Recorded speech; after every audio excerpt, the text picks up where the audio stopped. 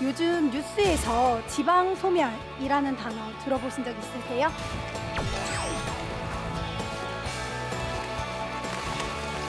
농사는 다들 정말 힘들고 3D 산업이다. 저희 같은 경우도 마찬가지였어요. 뭔가 아이디어를 더한다면 도시에 거주하지 않고도 여유로운 생활을 할 수 있고 돈도 잘 벌 수 있을 것이다. 청년 농부 손모아 대표의 이야기를 들어보자.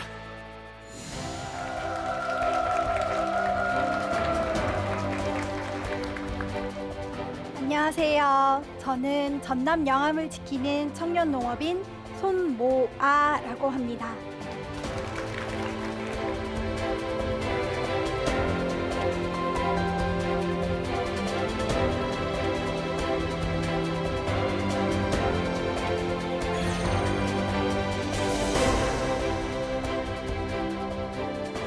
저는 영암의 시종면이라는 작은 시골 마을에서 쌀, 보리, 배추 농사를 지으면서 살아가고 있고요. 오늘은 여러분들에게 2가지 정도 제가 해드리고 싶은 말씀이 있어서 이곳을 찾게 되었습니다. 해드리고 싶었던 이야기 중에 첫 번째 이야기는 농촌을 지키고 싶다라는 이야기를 조금 드리고 싶어요. 요즘 뉴스에서 지방 소멸이라는 단어 들어보신 적 있으세요? 네, 굉장히 우리나라 전체적인 문제이기도 하는데요. 저는 실제로 이게 정말 가능한 일일까? 이게 뉴스에서만 이렇게 말하는 건 아닌가? 라는 생각을 많이 했었어요. 농사를 하면서 생각이 드는 게 일을 하는 것은 굉장히 힘들기도 하지만 노동력, 그리고 사람이 함께 어우러져서 하는 일이기 때문에 참 농사를 지으면서도 힘들고 기쁜 일을 같이 경험을 하는데요. 지금 현재 농촌의 상황은 일할 수 있는 사람이 없는 게 아니라 아예 거주하고 있는 사람이 사라지고 있습니다. 그래서 저는 그 현실이 너무나 안타까웠어요. 농촌에서 살려고 마음을 먹다 보니 제 미래도 조금씩 걱정되기 시작했습니다. 제가 저희 마을에 청년들이 거의 없어요. 그래서 청년이라고 하면 20대는 저? 네, 1명 있고요. 그리고 이제 40대 후반분들, 그리고 50대, 60대, 70대, 80대 이렇게 하고 있고요. 저희 마을에 정말 청년 회장님이 65세세요. 네, 그런 것처럼 제가 주변에 청년들이 없어서 되게 고민을 많이 했고요.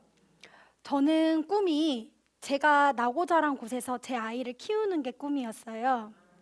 그래서 제가 내년에 결혼을 하게 됐는데요. 네, 감사합니다. 내년에 결혼을 준비하면서 이것저것 고민을 하게 됐어요. 점점 이렇게 인구가 줄다 보면 그 꿈마저 내가 이루지 못할 것 같다는 생각도 들고, 이러다가 우리 마을이 정말 사라지는 건 아닐까 하는 두려움이 생기더라고요. 그래서 그곳을 지키고 싶어서 나라도 한번 지켜보자. 나라는 청년으로서 농사를 짓고 있는 사람이 있다면 다른 청년들도 꿈을 가지고 우리 마을에서 살고 싶어지지 않을까 하는 생각이 들어서 농사를 시작을 하게 됐습니다.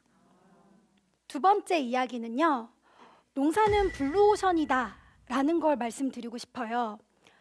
저는 이제 부모님 때부터, 그리고 할아버지 할머니 때부터 농사를 지어오는 그런 정말 전형적인 농가였는데요. 많은 청년들이 농사를 짓는 거에 대해서 굉장히 두려움을 가지고 있더라고요.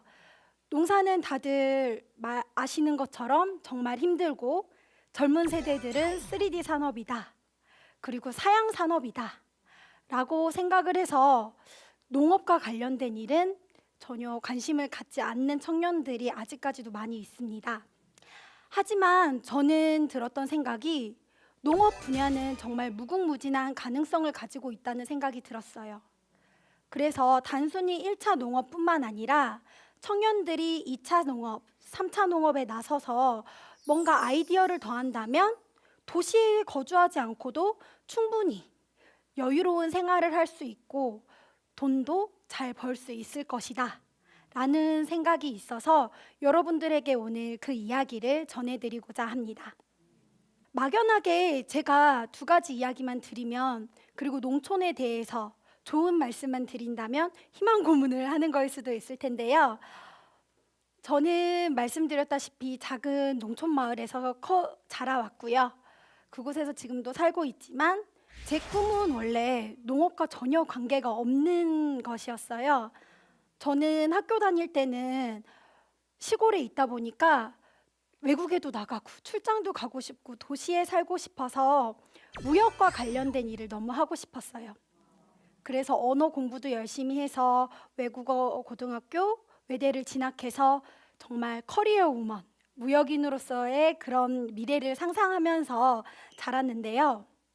공부를 하다 보니까 내가 하고 싶은 것과 내가 잘 할 수 있는 건 다르다는 생각이 들었습니다.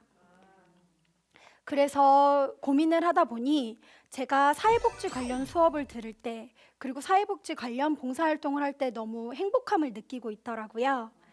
그래서 제 다시 꿈을 사회복지사로 잡고 사회복지 공부를 시작을 하고 대학원을 다니고 있었어요. 대학원을 다니던 중에 갑작스럽게 아버지가 암 판정을 받게 되셨습니다. 저희 가족한테는 너무 청천벽력 같은 일이었는데요. 병원에서 암 진단을 받자마자 곧바로 부모님께서는 병원 생활을 시작하시게 되셨어요. 부모님께서 농사를 지으시다가 갑작스럽게 병원 생활을 하시게 되니 저희 농작물을 가꿀 사람이 없어졌습니다. 그러다 보니 주인의 손길을 받지 못한 농작물들이 병에 걸리고 수확하기가 힘든 지경까지 다다랐습니다. 많은 농가들은 그럴 거예요. 농업 이외에 별도의 수입원이 없습니다. 그러다 보니 농작물을 재배해서 그것을 잘 팔아야 그 농가, 그 가정의 수입원이 되는 거죠. 저희 같은 경우도 마찬가지였어요. 부모님께서 농작물을 재배하지 못하시니까 농작물이 잘 자라나지 못하게 되고, 그걸 보면서 뭐라도 해야겠다라는 생각이 먼저 들었습니다.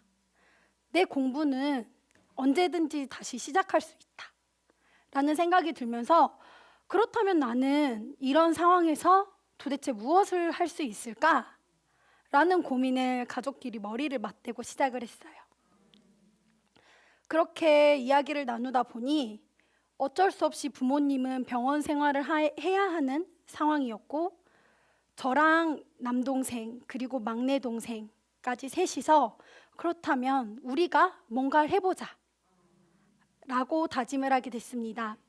그때 당시 막내 동생은 중학생이어서 크게 할 수 있는 역할은 없었지만 저와 제 남동생 둘이서, 저는 엄마가 하던 역할을 하고 남동생은 아빠가 하던 역할을 해서 우리 둘이서 정말 아버지의 병원비라도 벌어보자 라는 마음으로 농사를 시작을 하게 됐어요.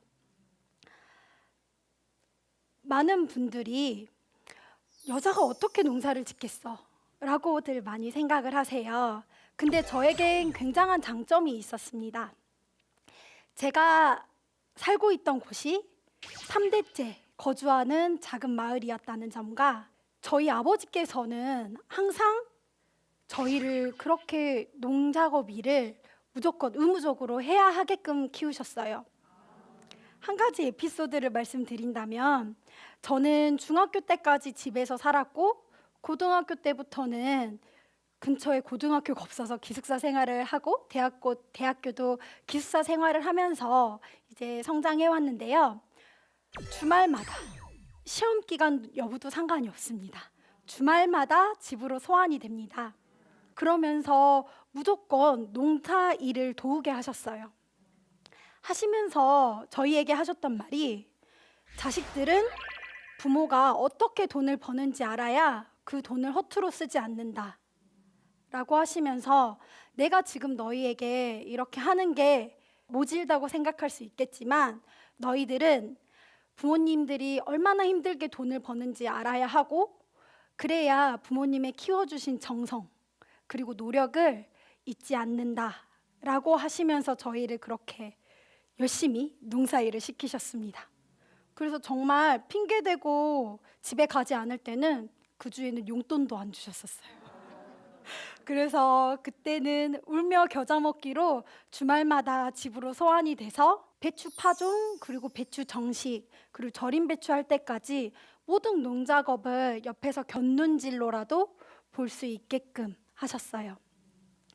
그때는 정말 힘들고 왜 같은 농촌에 사는 친구들은 부모님들이 공부해라 이렇게 하는데 우리 집은 왜 그렇지 않을까라고 되게 투정도 많이 부렸었는데요. 지금 와서 생각해 보니 아버지가 그렇게 하지 않았다면 저희는 쉽게 농사를 해보겠다라는 마음을 못 먹었을 것 같아요. 주변에 이웃 사촌분들이 저희를 도와주시기 시작했어요.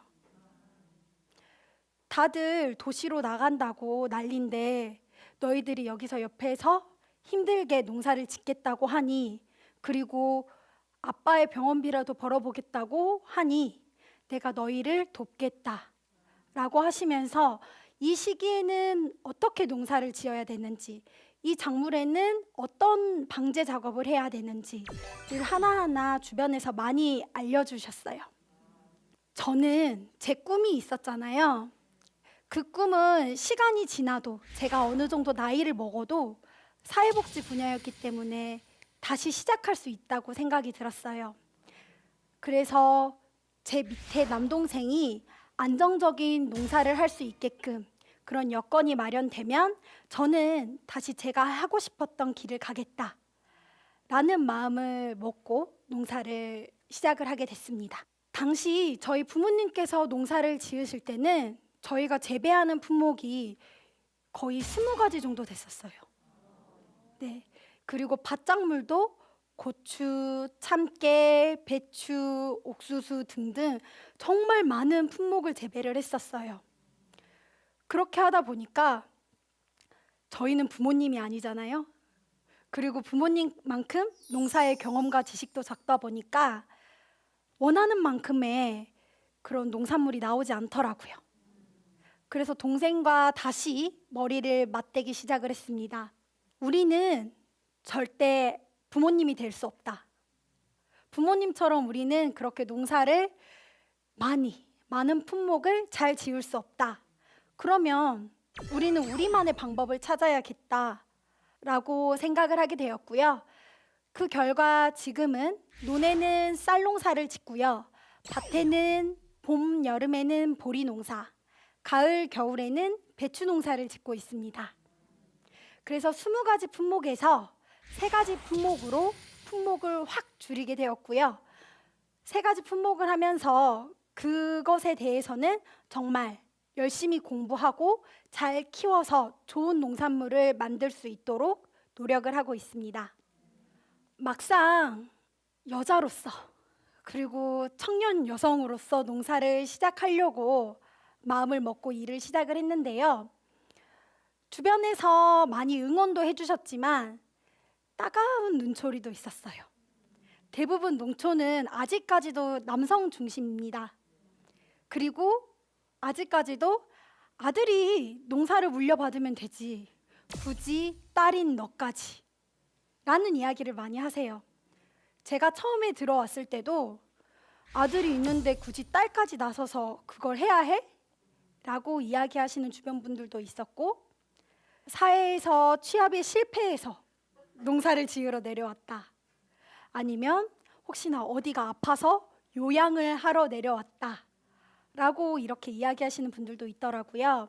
그래서 그분들에게 요양이나 이런 걸 위해서 농사를 짓는 게 아니라 정말 제 꿈이 있고 하고 싶은 일이 있어서 농사를 지으러 내려왔다는 걸 보여드리고 싶었습니다. 그리고 열심히 일을 했어요. 정말 누구보다도 열심히 일했다고 생각을 해요. 다른 친구들이 대학교 다니면서 도시에서 놀고 문화생활을 즐기는 게 부러울 때도 많았습니다. 하지만 저는 제 가족을 지켜야 된다는 꿈과 이것으로 분명히 성공하고 싶었던 제 목표가 있었기 때문에 게을리하지 않고 한 발 한 발 더 나아갈 수 있었던 것 같아요. 열심히 농사를 하던 중에 제가 뜻밖의 기회를 얻게 됩니다. 제 꿈이 무역 관련된 일을 하는 거였잖아요. 근데 저희 쌀을 정말 좋게 봐주셔서 쌀을 수출해보지 않겠냐 라는 제의가 들어오게 돼요. 그래서 저는 너무너무 감사한 마음에 무엇이든 해보겠습니다 라고 시작을 하게 됐고요. 정말 가내수공업이에요. 가내수공업이 따로 없지만 내 쌀이 우리나라가 아닌 해외에서 판매할 수 있다는 것, 그리고 해외에 계신 분들이 우리 쌀을 드셔주신다는 것, 그게 너무 감사해서 정성스레 포장을 해서 수출을 하게 됐습니다. 그런데 어느 날 전화가 옵니다. 저희 수출을 담당해 주셨던 분께서 되려 저에게 화를 내시는 거예요. 도대체 쌀을 어떻게 해서 보냈길래 현장에서 이제 통관 절차가 끝나서 판매를 하려고 박스를 열어보니 쌀에 곰팡이가 피고 벌레가 일어서 이거는 판매를 할 수가 없다. 여기서 폐기 처분을 진행을 하든지 직접 운송비를 제가 물고 이걸 다시 가져가든지 선택을 해라 라고 하시더라고요. 그거를 제가 운송비를 들여서 가지고 온다 한들 어디에 팔 수조차 없잖아요. 그래서 눈물을 머금고 그냥 거기서 폐기 처분해달라고 말씀드렸어요. 그리고 왜 그랬을까? 원인을 찾기 시작을 했습니다. 원인을 찾다 보니 냉장 컨테이너에 답이 있더라고요. 네, 저희는 이제 수출을 하게 되면서 다른 물품, 냉장 물품과 섞이게 됐고요. 저희 쌀이 냉장고 컨테이너에 실려서 한 달 동안 냉기를 가득 머금은 채 미국으로 가게 됐습니다. 주부님들은 아마 아실 거예요. 그래서 냉기를 가득 머금은 쌀이 통관 절차를 지나는 동안 그런 통풍 절차도 없고 뜨겁게 온도가 올라가는 창고에 보관되게 됐습니다. 다들 아시죠? 어떤 상황이 되었을지. 그렇게 되다 보니 쌀에서 곰팡이가 쓸고 벌레가 발생할 수밖에 없던 상황이 왔던 거죠. 그것을 경험하면서 쌀이 그렇게 다른 품목에 비해 유통 마진이 큰 것도 아니에요. 단순히 저는 우리 쌀을 해외에서 드셔준다는 것만으로도 감사해서 이 일을 진행을 했었는데 쌀은 유통 절차도 너무 까다롭고 보관도 힘들고 유통 마진도 너무 적어서 이것으로는 답이 안 나오겠다라는 생각이 들었습니다. 그래서 고민을 하게 돼요. 가공 상품을 만들어야겠다. 쌀로 가공 상품을 만들어야 되는데 그렇다면 나는 무엇을 만들 수 있을까 고민을 합니다. 그때 당시에 굉장히 유행을 탔던 게 있는데요. 아이 쌀과자. 기억하실지 모르겠어요. 지금은 많이 보편화됐는데요. 그때 당시에 아이 쌀과자가 막 붐이 일던 때였어요. 그래서 저도 그럼 나도 이 붐을, 이 트렌드를 따라서 쌀과자를 만들까? 라는 고민을 하다가 생각을 다시 하게 됐습니다. 농산물을 가공해서 가공품을 만들 때 남녀노소 모두가 쉽게 알 수 있는 대중적인 상품을 만들어야겠다라는 생각을 하게 됐고요. 그 결과 쌀과자와 누룽지 둘 중에 고민을 하다가 누룽지를 만들게 되었습니다. 네, 누룽지는 여러분들이 다들 아시죠? 아마 대한민국에서 누룽지 맛을 모르는 분은 없을 거예요. 어린이부터 어른들까지 모두 좋아하는 가공품 중에 하나인데요. 저는 그 누룽지를 만들어서 저의 새로운 꿈을 그리고 새로운 길을 열어가기 시작을 했습니다. 저는 쌀농사를 짓고 있잖아요. 그래서 한 가지 이점이 있다면 더 좋은 품질의 쌀로 더 좋은 누룽지를 만들 수 있는 그런 여건이 되었어요. 대부분 누룽지를 가공하는 곳에서는 대량으로 쌀이 필요하기 때문에 그리고 원가 절감의 문제들 때문에 엄청 좋은 품질의 쌀을 사용하기는 힘듭니다. 근데 저희 같은 경우에는 누룽지를 만들기 위해서 별도로 도정을 하고요. 그때그때 도정한 쌀로 그때그때 밥을 해서 누룽지를 만듭니다. 그렇기 때문에 별도의 특별한 제조 과정이 없더라도 고소하고 묵은내가 나지 않는 그런 누룽지를 만들 수 있게 됐어요. 쌀 1kg를 판매를 할 때 저희는 약 3,000원이란 가격에 쌀을 판매를 합니다. 근데 거기에서 쌀을 판매를 할 때 유통 마진을 얻기가 10%도 얻기가 힘들어요. 솔직히 말씀드리면. 근데 누룽지를 만들기 시작하면서부터는요, 어느 정도 여유롭게 유통 마진을 만들 수도 있고요. 저희는 지금 250g 정도에 5,000원에 판매를 하고 있어요. 그렇게 되다 보니까 쌀을 판매할 때보다 훨씬 더 높은 부가가치를 누릴 수 있습니다. 그리고 저만의 시장을 만들기 위해서, 그리고 제가 가진 농산물과 가공품을 판매하기 위해서 가장 먼저 판매 전략을 세웠던 곳은 직거래 장터입니다. 직거래 장터를 열심히 나갔어요. 정말 여건이 되는 한 무조건 참가해서 저희 상품을 조금이나마 홍보하고, 영암에 손모아라는 사람이, 그리고 청년 농업인이 이렇게 농사 열심히 짓고 있습니다 를 홍보하는 게 정말 제 목표였어요. 그렇게 직거래 장터를 다니던 중에 또 한 가지 위기가 저에게 닥쳤습니다. 쌀을 판매하기 위해서 쌀을 가지고 갔어요. 하지만 다들 아시죠? 대한민국의 농부 대부분이 쌀 농사를 짓습니다. 그래서 직거래 장터를 나가면 대부분 10분 중에 5분은 본인이 직접 농사 지은 쌀을 가지고 오세요. 그래서 매대가 쫙 만들어지면요, 한 집 걸러 한 집이 다 쌀을 판매하고 계세요. 너무 슬펐던 것은 뭐냐면요, 처음에 저희들끼리 쌀 1kg에 판매가 3,000원으로 시작을 합니다. 근데 판매가 안 되잖아요. 그럼 한 집에서 그럼 나는 2,900원에 팔란다 라고 가격을 100원 낮추세요. 그럼 다 3,000원인데 한 집이 2,900원이에요. 그럼 손님이 어디 걸 사가실까요? 그쵸? 그럼 2,900원이 팔리는 거예요. 그러면 또 다른 농민분이 그럼 나는 2,800원에 팔란다 하시고 또 가격을 낮추세요. 그러면 저희들끼리 2,900원, 2,800원, 2,700원 가격 경쟁을 저희들끼리 하고 있더라고요, 농민들이. 왜냐하면 한 번 나오면 일정 고정 비용이 발생을 하잖아요.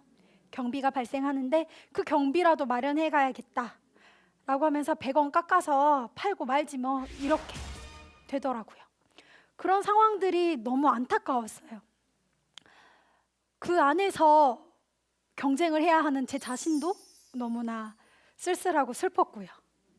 그래서 이런 상황을 다시 극복할 수 있는 방법이 무엇일까 고민을 하기 시작을 했습니다.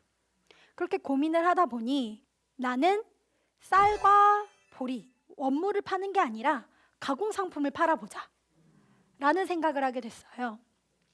그래서 쌀을 판매하는 게 아니라 쌀은 현미차로 가공을 하고 보리는 보리차로 가공을 하고, 그리고 저희가 가진 현미와 보리 그리고 서리태를 이용을 해서 미숫가루를 만들기 시작을 했습니다.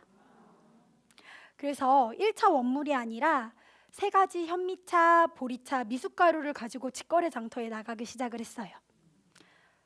그 결과 너무나도 다행히 생각 외로 소비자들의 반응이 좋았습니다.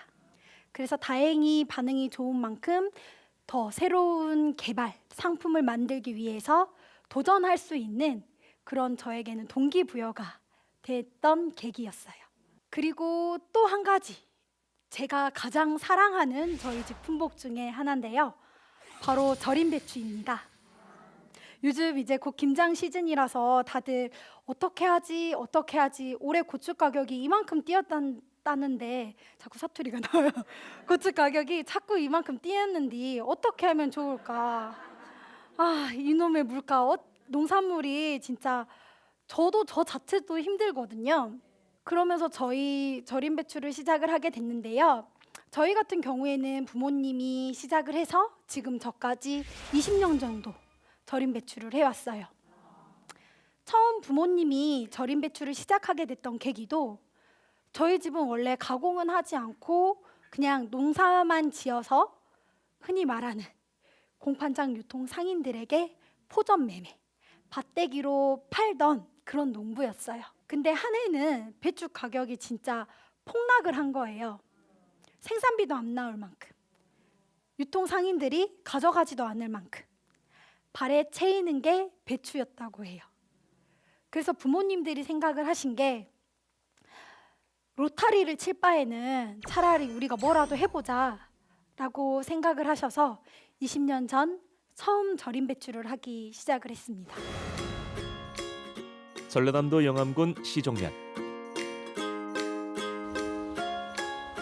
4,000평 탁 트인 밭에 잘 자란 배추들이 출하를 기다리고 있는데요. 달고 고소한 것으로 유명한 영암배추.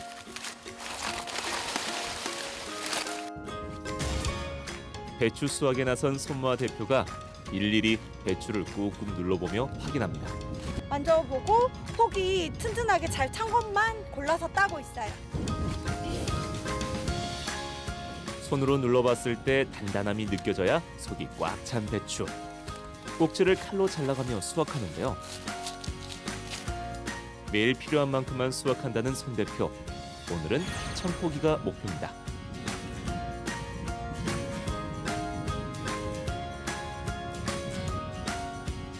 숙련된 솜씨로 배추를 받아 척척 자루에 담는데요. 수확한 배추는 자루당 100포기. 절임 배추를 만들기 위해 기계의 힘을 빌려 공장으로 옮깁니다.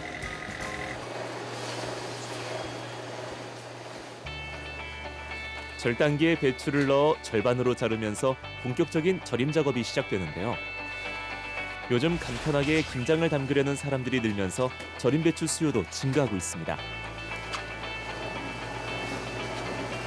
소비자분들이 받았을 때 별도의 과정 없이 바로 버무리실 수 있게끔 이렇게 작업을 하고요. 꼼꼼하게 꼭지와 속심을 다듬은 배추는 컨베이어 벨트를 타고 절임통 안으로 들어갑니다. 보통 하루 작업량은 1,000포기에서 3,000포기, 절임통 하나에 300포기가 담기는데요. 배추 절이기에서 가장 중요한 것은 소금입니다. 국내산 천일염을 아낌없이 풀고 충분히 녹을 때까지 저어 소금물을 만드는데요. 염도계에 소금물을 올리는 손 대표. 염도가 적정한지 확인합니다. 맛있는 배추 절임을 위해서 적정한 염도를 맞춰야 돼서 그거 확인하고 있는 중이에요. 절임 배추는 8시간 절였다 염분을 다시 보충한 후 10시간 더 절여야 하는데요. 잘 절여진 배추는 부러지지 않고 이렇게 부드럽게 휘어져야 합니다.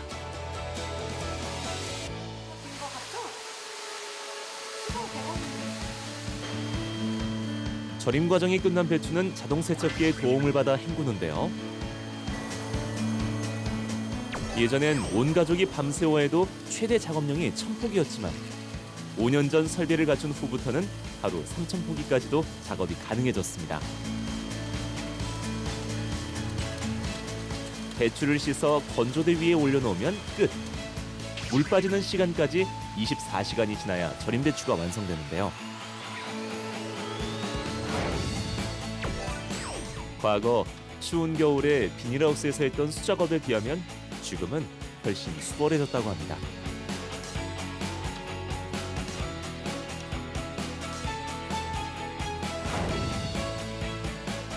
예전과 달라진 것이 또 있습니다. 주문을 받고 고객을 관리하는 방식인데요. 일일이 손으로 받아 적던 고객의 주문을 프로그램을 이용해서 꼼꼼하고 효율적으로 관리하게 된 것입니다. 네, 혹시 고객분들의 취향이나 이제 특이사항들 같은 거를 메모해두고 있어요. 기계화된 생산 설비, 효율적인 고객 관리로 7년 전 200명이던 고정 고객은 이제 1,000명이 넘었습니다. 새로운 기계도 도입해보고 또 새로운 농법도 도입해보면서 즐겁게 농사를 지을 수 있는 환경이 마련되면 좋겠어요. 즐거운 농사, 손무아 대표가 바라는 미래입니다. 그리고 많은 분들이 정말 깨끗하게 재배하는 걸까? 깨끗하게 세척하는 걸까? 중국산 소금 쓰는 거 아니요? 라고 많이들 아직까지도 이야기를 하세요. 그러면서 저도 가장 유의하는 게 위생, 깨끗하고 맛있는 배추를 만드는 게 제 목표고 제가 해야 할 일이라고 생각을 하는데요. 저는 직접 제가 농사를 짓는 배추를 이용을 하고 있습니다. 배추 모종도 제가 직접 다 키웁니다. 그래서 배추 씨를 넣을 때부터 그 아이가 떡잎 새싹이 자라고 점점 본잎이 나오고 밭에 심어질 때까지 모든 과정을 제가 다 관리를 하고 있어요. 처음에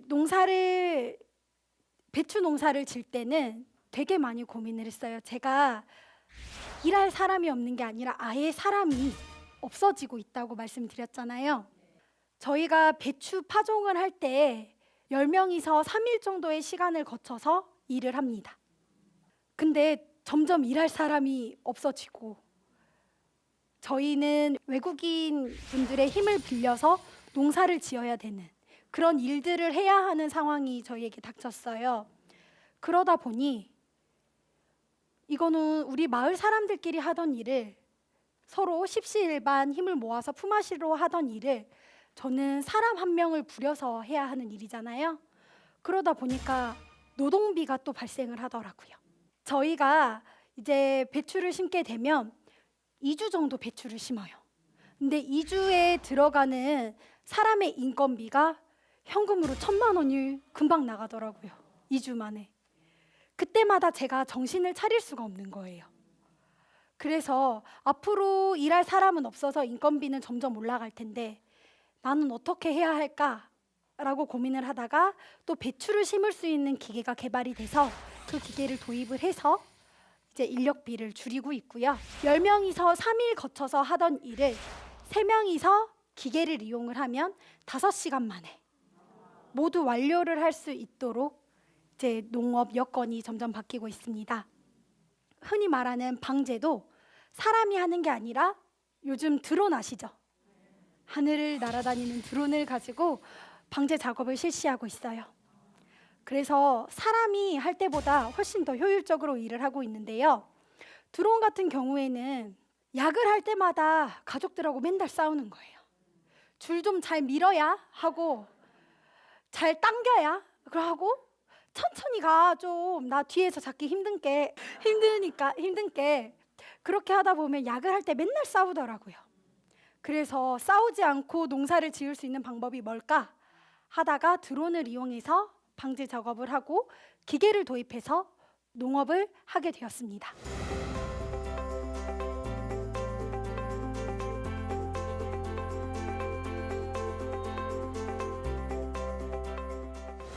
요즘에는 위탁 방제를 할 수 있는 그런 시스템이 굉장히 잘 돼 있어요. 그래서 전화를 해서 저희 며칠 날 몇 시에 방제 작업을 하려고 하니 와주세요 라고 하면 드론 하시는 분이 오셔서 방제 작업을 해주세요. 사람이 방제를 할 때는 저희가 3명이서 이틀 정도 걸려서 방제 작업을 합니다. 왜냐하면 약해가 나기 때문에 햇빛이 올라오는 낮에는 방제를 할 수가 없거든요. 그래서 아침, 저녁으로만 일을 해야 해서 이틀이 걸리는데요. 드론을 이용하고 나서는 1시간 반 만에 모든 작업이 끝납니다. 그래서 저는 친구들에게 드론 꼭 배우라고. 단순히 농사 이외에도 자기 드론 촬영이나 이런 취미 생활도 할 수 있고 자기가 드론만 작동을 할 줄 안다면 농사에서 할 수 있는 일이 굉장히 많아지거든요. 요즘에 벽시 파종도 드론으로 하고 있고요. 거름도 드론으로 하고 있고요. 그리고 보리도 드론으로 뿌리고 있습니다.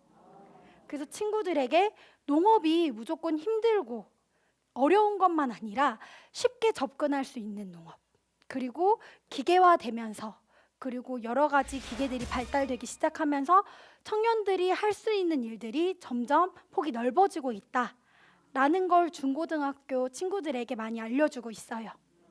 그렇게 하다 보니까 친구들이 그렇게 한다면 충분히 해볼 수 있다고 생각을 한다고.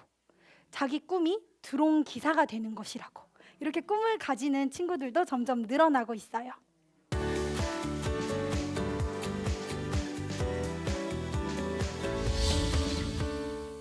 저는 농사도 즐거워야 된다고 생각을 해요.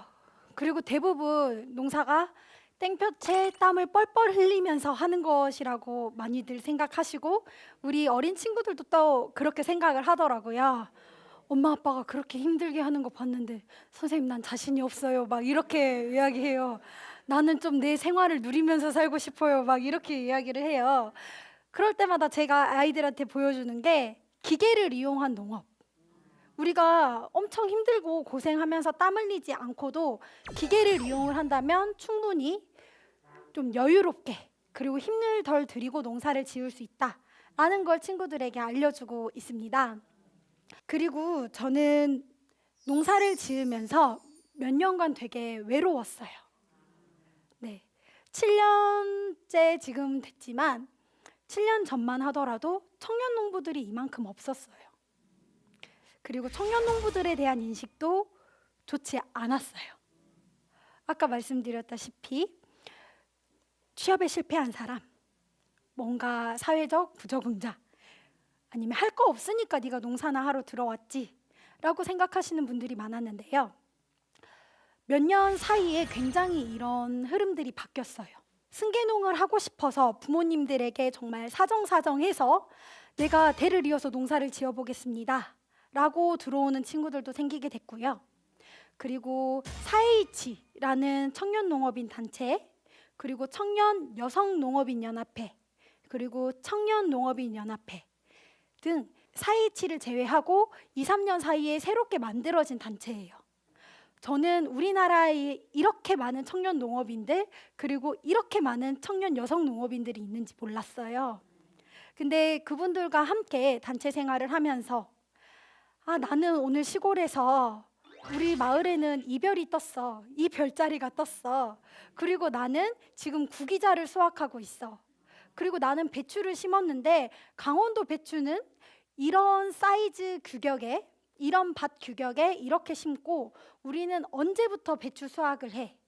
그리고 가장 좋은 점은 뭐였냐면요. 지역의 농산물 시세를 알 수 있게 되었어요. 그게 저한테는 너무 다행이더라고요. 강원도는 지금 평당 배추 시세가 7,000원인데 남쪽은 어때?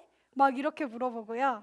그리고 강원도에서 할 수 있는 강원도에서 농사를 짓고 있는 친구들이 생기고 서울, 경기, 충청도, 제주도 그리고 전라남도, 전라남북도 각 지역에 있는 제 친구 청년 농업인들이 생겼어요. 그래서 혼자 외롭게 농가 밭을 다니면서 농사만 짓는 게 아니라요. 그 친구들과 함께 행사도 진행을 하고 교육도 하고 같이 청년 직거래 장터도 다니고요. 그러면서 조금 더 자유롭게 우리도 할 수 있다. 청년들이 이렇게 농촌에 있다라는 걸 어필을 하면서 열심히 농촌 활동도 진행을 하고 있습니다.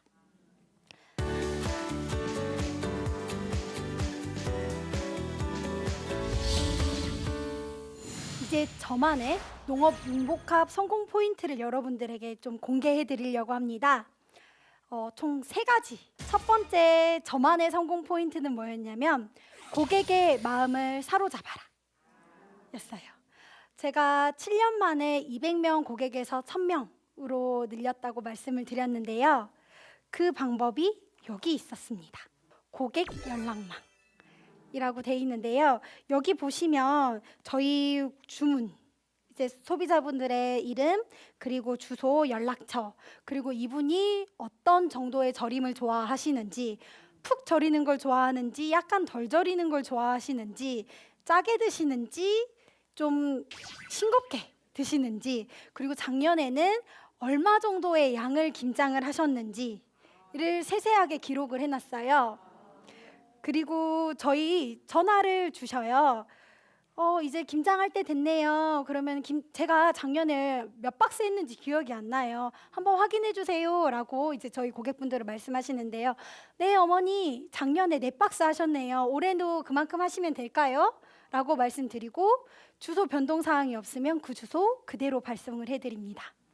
그리고 제 핸드폰에는 그분의 성함이 항상 저장돼 있어요. 그래서 전화 올 때, 전화를 받을 때도 네, 누구 어머님, 네, 이렇게. 예를 들어서 제 이름을 넣으면 네, 잘 지내셨어요, 손모아 어머님, 이렇게 하고 있어요. 제가 소비자라면 좋아할 수 있는, 그리고 한 번이라도 마음이 더 갈 수 있는 방법을 생각을 하다 보니 제가 할 수 있는 최선의 방법이라고 생각을 했습니다. 그래서 소비자분들을 하나하나 알아들이고 그분들의 성향을 파악해서 이제 제가 스스로 체크하는 것, 그게 저만의 첫 번째 성공 포인트라고 할 수 있습니다. 두 번째, 보이시나요? 네, 저희 배추밭인데요. 제가 직접 배추를 키우고 있으니, 네, 어떤 걸 보여드리려고 하냐면 기계를 활용한 농사를 두려워하지 말아라. 농사도 도전이 필요하다라는 걸 말씀드리고 싶어요. 제가 재작년부터 이제 기계를 적극적으로 도입을 해서 농사를 짓고 있는데요. 처음에 멀쩡히 사람이 하던 일을 기계를 써서 배추 파종을 하고 배추를 기계로 심고 농약도 드론으로 하고 하다 보니 주변에서 어메 뭐야 또 이상한 짓 한다, 저것을 어찌했을까 라고 우리 할머니들이 얼마나 걱정을 하셨는지 몰라요. 저거 또 망하면 어찌까이, 젊은 것이 어쩌려고 저런지 모르겠다고 우리 할머니들이 와서 막 저에게 너 어쩌려고 그러냐 등짝을 때리시면서 막 이러셨거든요. 근데 그때도 제 스스로 도전을 하기 시작을 했습니다. 과감한 도전이었죠. 왜냐하면 아무도 하지 않고 있던 일을 먼저 시작을 한다는 게 굉장히 두려웠어요. 하지만 지금 시도하지 않으면 영원히 할 수 없다고 생각을 했습니다.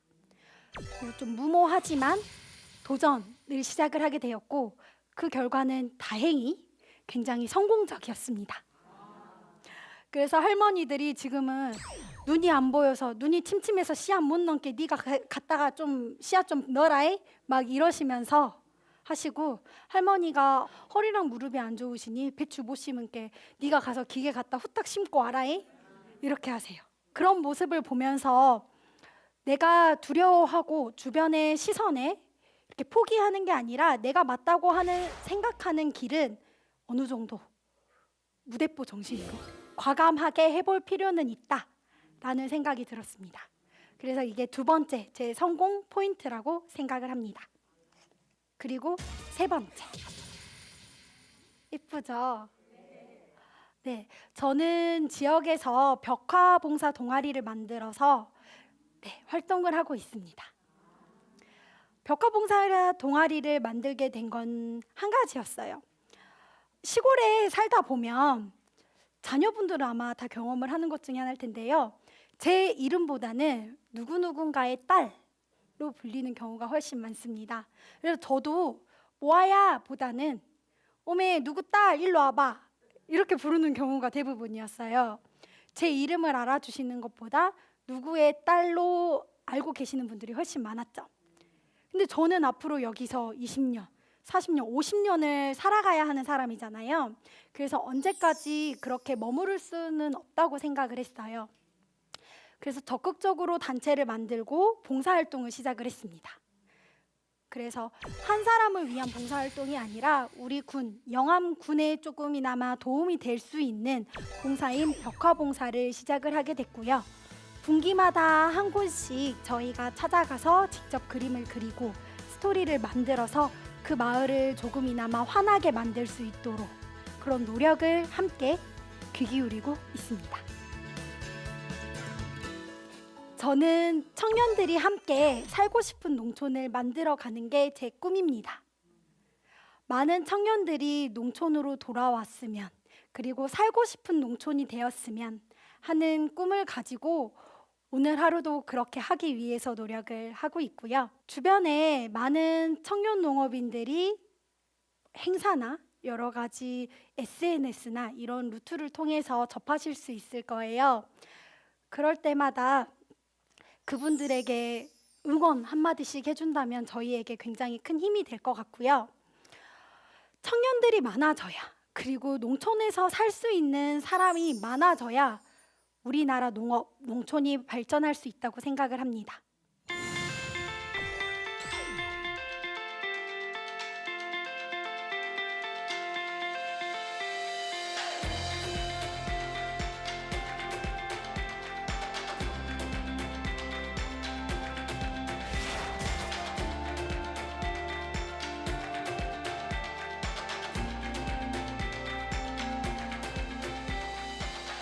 많은 질문들을 해주셨는데요. 제가 몇 가지만 골라보도록 하겠습니다.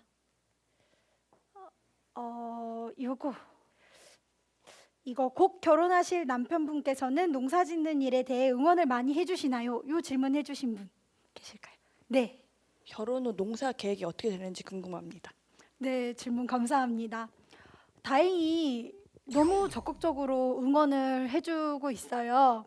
제가 장터를 많이 다녔다고 말씀드렸잖아요. 근데 제가 장터를 하는데 힘들까봐 만난 지 3개월밖에 안 됐는데 와서 도와주고 본인이 물건을 팔더라고요. 제가 장터를 부산에서 할 때, 서울에서 할 때, 경기도에서 할 때 정말 주말에 대부분 장터가 열리잖아요. 쉬고 싶을 텐데도 와서 본인이 더 열심히 해주는 모습에 이 사람이라면 결혼을 해도 되겠다라는 확신이 생겨서 이제 결혼을 결심을 하게 됐고요. 결혼 이후에는 본인이 지금 살고 있는 곳이 경기도 안산이에요. 근데 제가 결혼을 하게 되면 나는 올라갈 수 없다.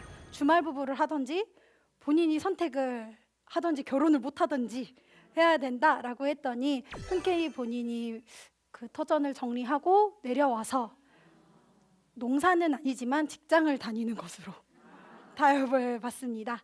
대신 이제 적극적으로 이런 판매나 농사 짓는 것에 대해서는 응원해주고 이런 단체 활동이나 청년들과 함께 하는 활동은 적극적으로 지지를 해주고 있어서 그 부분은 너무 감사하게 생각하고 있어요.